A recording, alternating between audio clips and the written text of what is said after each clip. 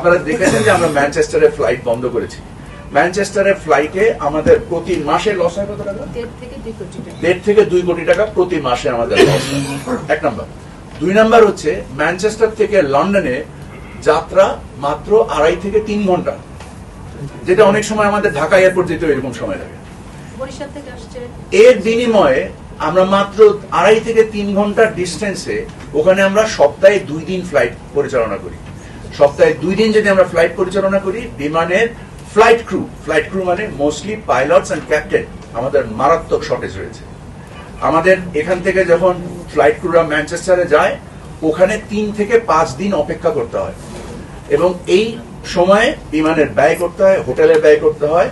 সর্বোপরি এই ক্যাপ্টেন বা পাইলটদেরকে বিমান ব্যবহার করতে পারে না, তাদেরকে এই সময়টা অবচয়মূলক হয়। আমরা ম্যানচেস্টার থেকে ফ্লাইটটা উইথড্র করে, এক হচ্ছে হজ ফ্লাইট পরিচালনা করব, 2 হচ্ছে মধ্যপ্রাচ্যে আমরা অতিরিক্ত প্রায় 4টা ফ্লাইট অপারেট করব।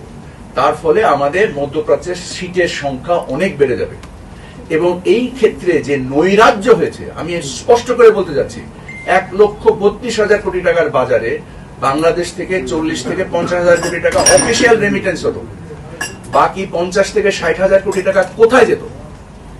আজকে এই যে 50 থেকে 60,000 কোটি টাকার যে দুর্বৃত্তায়ন ছিল, তাদের একটা সামগ্রিক প্রচেষ্টার বিনিময়ে আমার এগেইনস্টে জুলকারনাইন শাহেন বলেন, লেটেস্ট ডেইলি স্টার, তার একটা স্মিয়ার ক্যাম্পেইন চালাচ্ছে এবং এই স্মিয়ার ক্যাম্পেইনের ক্ষেত্রে আমি আপনাদেরকে স্পষ্ট জবাব দেওয়ার চেষ্টা করেছি। লিজ নীতিমালা, travel agency act, civil aviation act এবং আমরা বিমানের যে এফিসিয়েন্সি ড্র করার জন্য যে ধরনের পদক্ষেপগুলো নিয়েছি, সেগুলো আপনাদের মাধ্যমে দেশবাসীকে জানানোর চেষ্টা করেছি।